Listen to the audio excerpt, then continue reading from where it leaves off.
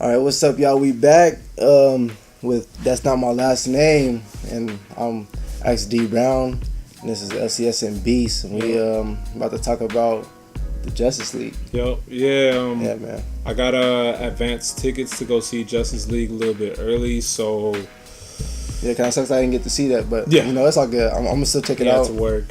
Yeah, Maybe this weekend or so. yeah, you definitely gotta check it out.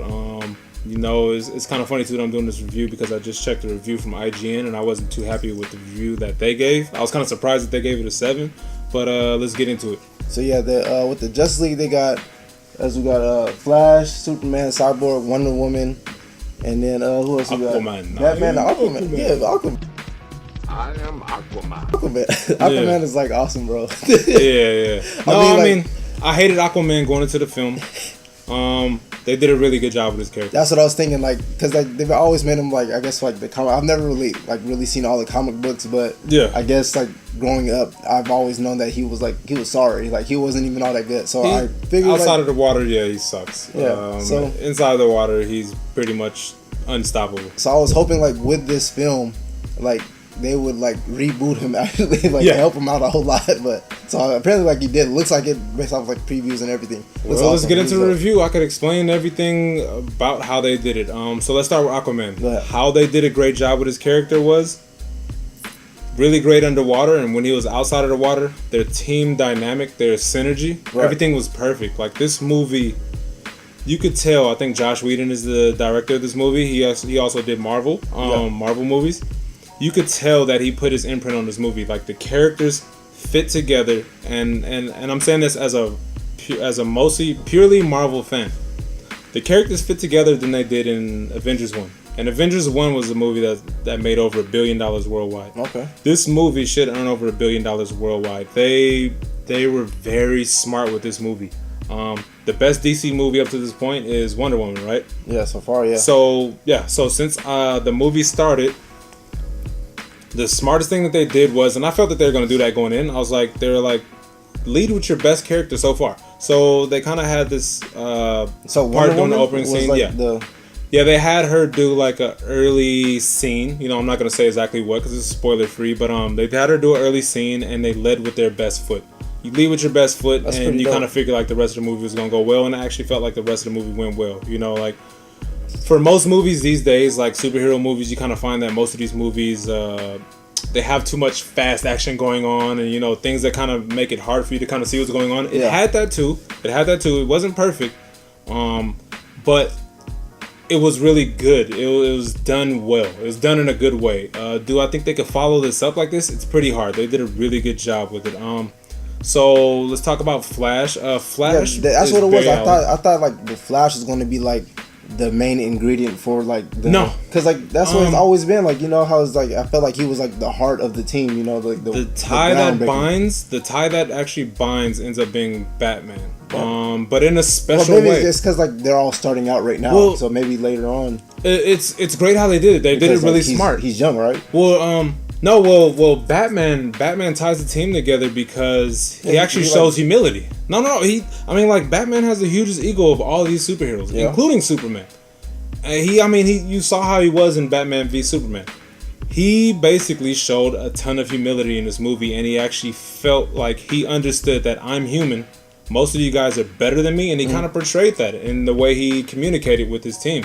And he actually kind of let the team build itself in an interesting way. Even though he was kind of pushing and prodding, he kind of let the team come together in a way that he felt was best, and he did things that helped the team work. Okay. He was really the binding, the binding fluid or the binding material to make everything stick, and it was great. Like, he was very, very admitting to his inabilities compared to theirs, which was amazing. They did a really great job with that. So let's pretty move dope. on to What about it is. like Cyborg? Because like I feel like Cyborg is like one of my favorite characters. Just Well, check this out. from like Justice League, because I could like really like relate to him based off like his like the fact that he wants to be his like every day, like we have like extensions to our lives as far Yeah. as like cell phones, Yeah. electronics and stuff. But other than that, when I was watching like the Teen Titans, Relax, Alfred. like he was I'll take always it from like he felt like he was held back from his limitations, so he didn't let his cyborg abilities do that. So like I kind of felt like They I kind kind of of relate to that a little. they bit. kind of moved through that kind of fast, which like some people, I kind of heard them say that at the end of the movie, that they kind of felt like certain things kind of got pushed through too fast. Like Yeah. there's kind of this storyline with Aquaman where he kind of didn't want to be the leader of Atlantis, and then they Yeah. kind of pushed through that storyline pretty quickly without That's doing a lot of probably good. Why back they build gonna up. like make their own like Well, solo movie? yeah, it's a short. It's a movie that lasted about an hour 40, I believe, and Yeah. they needed to kind of push the story along and get to the team aspect. So as far as Cyborg was concerned, he didn't like the fact that he was a cyborg. So like you kind of said, Yeah, he because didn't he felt like like the he fact- loses his like humanity. Yeah, exactly. And Yeah. but with the help of the team, he actually moved through that pretty quickly, and the team actually helps him become who he was supposed to become. Right. I mean, like I said, they do it a little bit quickly, but keep in mind this is a film that you're trying to introduce the All the characters, and you kind of you gotta get a little bit of everybody. Yeah, Plus, makes plus, sense. plus, they're trying to play catch up with Marvel. Let's just be honest. They're trying to play catch up with Marvel. No, I mean it's the truth though. They're trying to play catch up with Marvel, and they had to make sure that they got something on paper quickly. Not on paper, but got something on film quickly that could that was a reactionary piece to the Avengers. They just had to play catch up with Marvel, and it's kind of funny. I'll talk about it with my boy after. It kind of feels like they traded places. He said he watched Thor Ragnarok and he said he hated it. He actually said he felt like Thor Ragnarok tried to copy things that they did in Wonder Woman, which is interesting. No, I haven't seen that one either. I gotta play catch up with Yeah, that. yeah. So it's kind of interesting. So next character I'll talk about is Wonder Woman. Yeah, Wonder Woman. Then we got and then Superman is next. Superman. Okay. Yeah. I mean, it's not a huge spoiler. It's a slight spoiler, but spoiler alert. Superman is alive, obviously. But everybody knows that. What's the Justice League without Superman? You can't have the Justice League without Superman, but come on. I mean, they're trying to. No, but I mean, like, they're trying to do a story. Definitely. They're trying to do a story. They're trying to lead with their best characters. In the comic book, a lot of people don't like Superman because he's OP. That being said, I mean, you still have to have Superman in your movie. So Yeah, it would be kind of weird if he just wasn't there all these Yeah. years. It wouldn't make no sense at all. Yeah, so I mean, you kind of have this paradigm where they're basically trying to make Wonder Woman become a leader, which I think is kind of within the storyline of New 52, which also Cyborg kind of carries on with that storyline of New 52 also. I think it's like Aquaman, Cyborg, and Wonder Woman are very, very similar to their characters in New 52. So speaking about how these characters relate to themselves outside of the movie, Yeah. a cool thing that I found about the movie was that they pulled from a lot of different places. A lot of people aren't fans of DC, but a lot of people became fans of DC through video games, Yeah. or cartoons, and maybe even some jokes that people might remember when they're younger. I can't really say what the joke is because then I would kind of give something away. But Ruin it. yeah, but it'll kind of give. But there was this interaction between the Flash and Wonder Woman, and as the joke goes, Wonder Woman's hooking up with somebody that's invisible, and Yeah. somebody comes in really fast and takes off, and Yeah. and someone kind of says, "Oh, my something hurts." But anyway, yeah, there's kind of the scene where Barry makes contact with Wonder Woman. So, Okay. but you kind of think of a joke that it goes back to. But some of the characters actually perform moves from Injustice, which I thought was kind of cool. Like I said, they're kind of pulling from different things because they're trying to catch fans from all over. You know, so you're gonna have some fans who know about the movie or the comics, and then you're gonna have some fans who know just about the game, which is perfectly fine. And they kind of fed each of those people, which I thought was like probably the best part about the film. But overall, the villain Steppenwolf, he's CG the entire movie, but his voice is great and his CG character looks great, and the fight scenes look really great. It still has the fight scenes where it's kind of like, I don't know what's going on. It's a lot of stuff on the screen. It's flashing, but still, I kind of felt like I really liked it. But the biggest thing that I liked about it was the synergy between the team. Like, Aquaman was out of water. Yeah. Yet he was still being helped.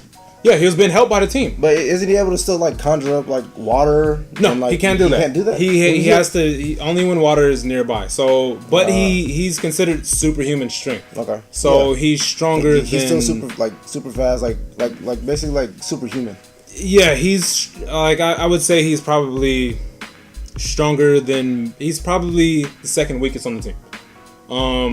Maybe third weakest. I would say he's probably stronger than the Flash, even though Flash is considered to have superhuman strength. That's only when he runs fast though. Yeah, so I mean, I would say he's probably stronger than Flash and stronger than Batman. Batman obviously being on the bottom of the list, and but I would call him the third weakest. And then above him it would be so it'll be Aquaman, and then it would be Cyborg, and then it would be Wonder Woman, and then it would be Superman in that order. Which I guess you could probably switch between that, but I mean, come on, Superman is OP, and everybody knows that. Yeah, everybody know that. It's nothing, that's not new. That's not new at all. So, I mean, what I would say about the movie is it's really good. It's surprisingly good. I wasn't expecting much out of it. I had the ticket for free. My friend invited me. I wanted to go see it just because it was free. But they did a really good job. They have surpassed the Avengers. But like I said, I don't think it's based off of just the quality of the movie or maybe even the quality of the characters. It's just how the characters interacted with each other. Yeah. It was great. Like you had your funny side. Cyborg was super serious. Wonder Woman was serious. Superman's always serious. Batman had his little bit of funny side, and Aquaman was kind of like a comedic actor too. So it was kind of like split down the middle, 3 and 3. It was perfectly done.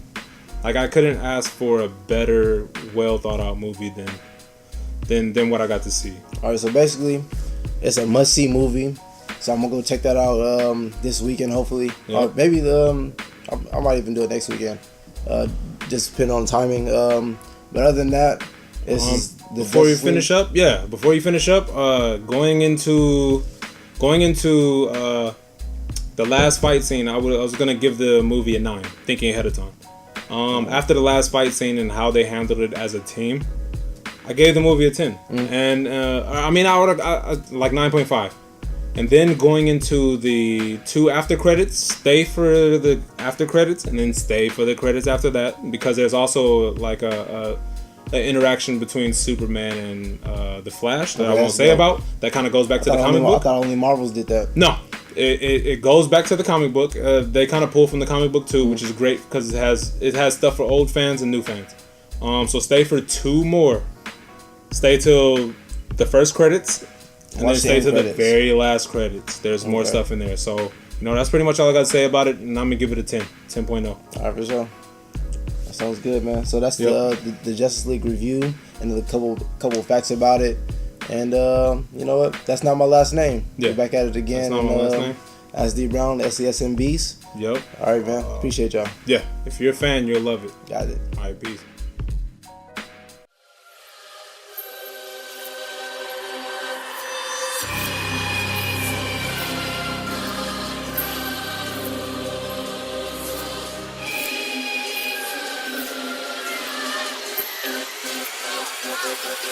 Yeah.